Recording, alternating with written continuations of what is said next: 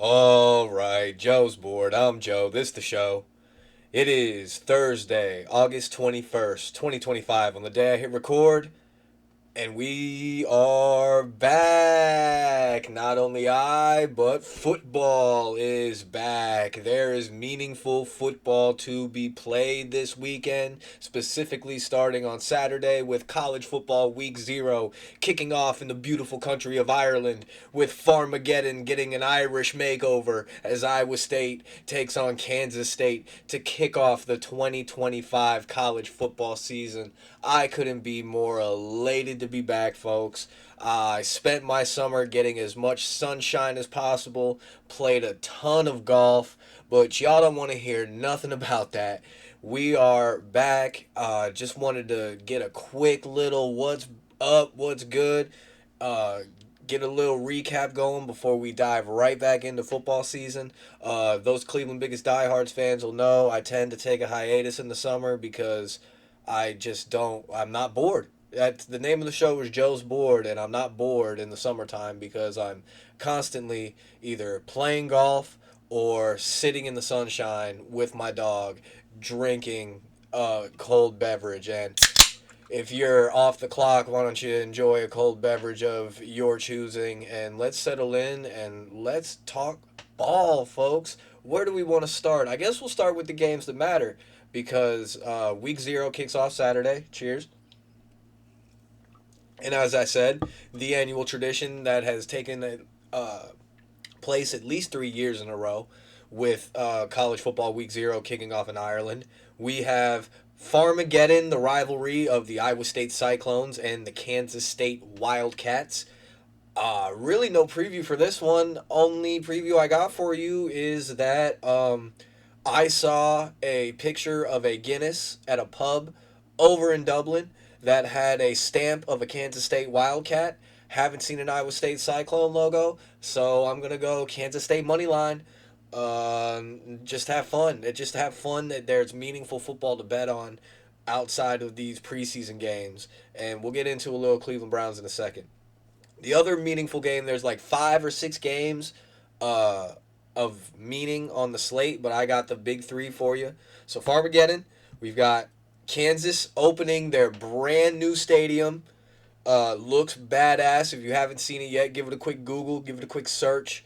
Um, I seen somebody post a picture of like an upper deck, like 6 rows back from where the front of the upper deck starts, and you feel like you're still right there on top. That's a very smart design. Other people that are building stadiums, take note. Um, if for those of you that are only listening and not watching to the YouTube, subscribe to the YouTube Joe's Board. I lifted up one of my T-shirts that I'm wearing that says Cleveland Browns on it, talking about building a stadium that you can still see no matter where you're at. And then the other one will be Stanford. Oh, Kansas is opening up against Fresno State. I couldn't remember if I said who they were playing against, but they're opening up their new stadium against Fresno State. Sold out, apparently. For those of you that don't follow college football that much, Kansas, not good. Not good at all. Haven't been good in a very, very, very, very, very long time. So opening up that brand new stadium against Fresno State, I want to go off the strength. You know what? Uh, we're gonna go full Kansas on this one because they're opening up their new stadium, and you know, if Kansas football can't win their home opener, their stadium opener, then there's a fucking issue going on. So I'll take Kansas in that one, and then the other one of note is Stanford traveling to Hawaii. Why is that of note, Joe? Well, for one, it's one of the 5 or 6 games that are on the slate. It's the later games, like 7:30, 8 o'clock on CBS, I believe. Double check that. I don't know.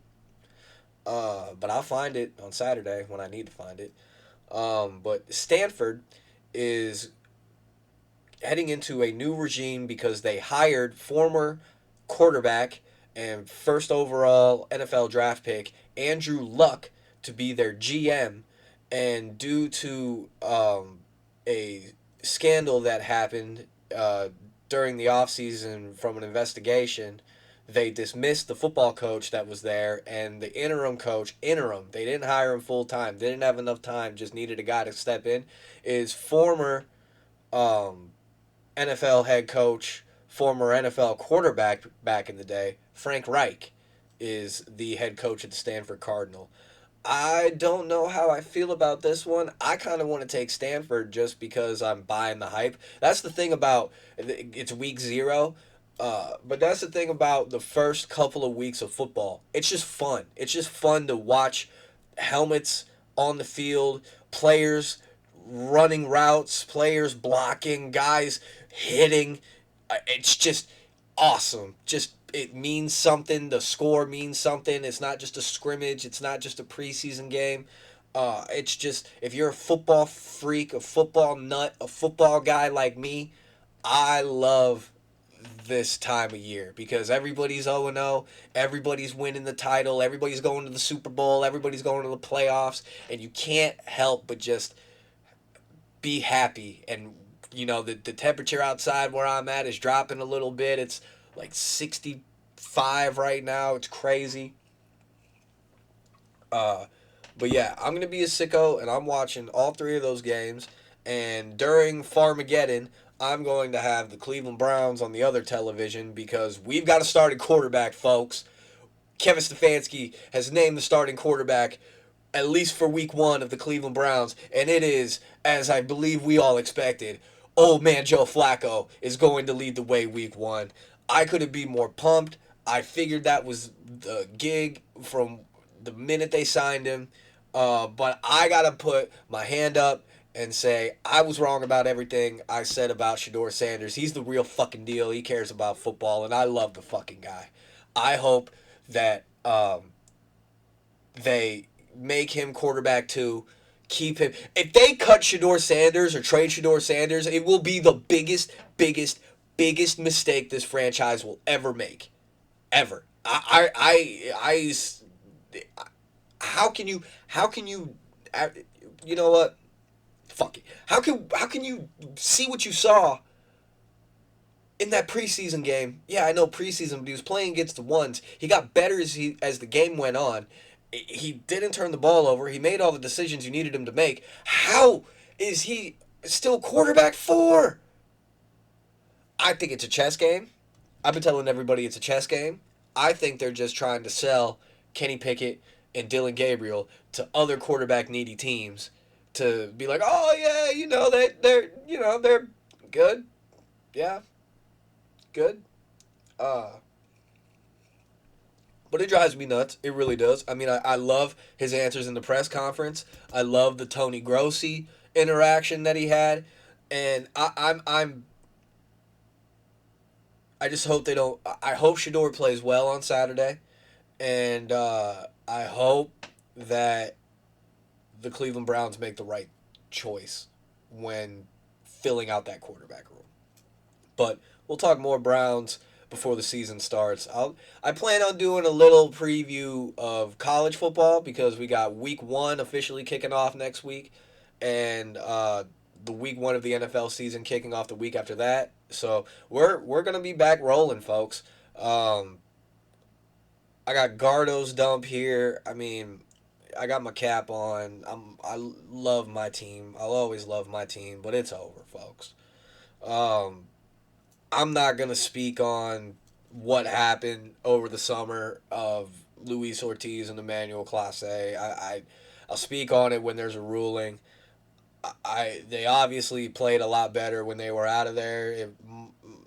I just they had a little bit of life, and it's tough. It's tough when your starting pitching is so shaky, and then you don't have enough support every day because you don't know who's going to show up, and there's not outside of Jose Ramirez, there really isn't a solid guy, and Jose's been struggling lately too. But that's not me criticizing Jose. That's just me stating facts. I the last fucking guy that will ever say anything negative about Jose Ramirez. I'll never say anything negative about the guy. I'm just stating fact that the whole team is in a slump outside of a few hot bats, but that's been the story the whole season. So if you're planning on saving money for tickets to go to October, I'm gonna be the first to say put it in another jar. It's not happening this year. Let's call the prospects up. Let's call the top guys up to get experience, to go into 26 with some momentum. Parker Messick pitched his fucking ass off yesterday, and there was no reason to lose that game. No fucking reason to lose that game yesterday. And Tanner Bybee can't hold on to a lead to save his life. It's just bad this year. I don't want to really slam these guys. I because it's baseball. That's you still got to play the games on the diamond, and sometimes it doesn't go your way, and sometimes it's not your year. And so far this decade, the even number years have been Cleveland's year. So it'll be 10 year since making the World Series next year. So there's that to hang your hat on. But get excited. Let's see if Travis Bazzana can stay hot. If Bazzana stays hot and they call him up, that's something to get excited about. CJ Kafis has proven that he can hold his own up here. Kyle Manzardo has looked all the part when you need him to be. Just at bats being stolen away from the young guys because we still got Carlos Santana and fucking Nolan Jones on the roster. And the middle infield is Rocchio switching, going to second base, and Gabby playing shortstop. Gabby Arias is everything you would hope it would have been when you trade the three-time Gold Glover, Platinum Glove winner, and Andres Jimenez. It took a while. It took Roque getting sent down to the minor leagues, um, but it's just they're streaky, they're mediocre at best, and it hasn't been the guards bally. At times it has. Not recently, but sub recently, it's been fun to watch. Guards ball has showed up. The small ball has showed up. It just hasn't lived. It hasn't breathed. The pitching's been streaky. Guys in the bullpen have been hurt or gambling. Like I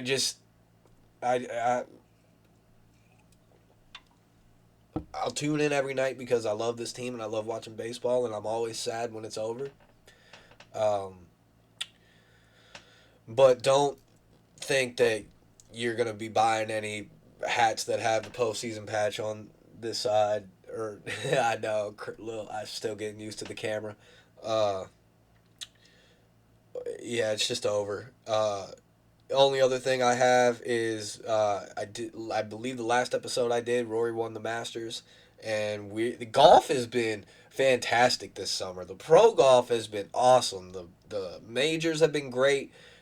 It's just that Scotty Scheffler's the best golfer in the world, and even when you think you got something on him, the weekend shows up and Scotty's 7 under, strokes ahead. So the Tour Championship is this weekend. It's the PGA's playoffs. It's the PGA's championship, not uh, the major, but the actual, like, this is why you golf. This is why you enter the tournaments. Excuse me. And after, excuse me again, uh, one round, Henley's at the lead at 9 under, and the best golfer on the planet at the moment, Scotty Scheffler, is in second place, 2 strokes behind him at 7 under, and then you've got Colin Morikawa, Patrick can't putt, and JT Justin Thomas all tied at third at 6 under. Um, Scotty's probably gonna have a 5 shot lead by the end of Friday, by the end of the day you're hearing this. Um, and I would highly, highly recommend at least tuning into Sunday.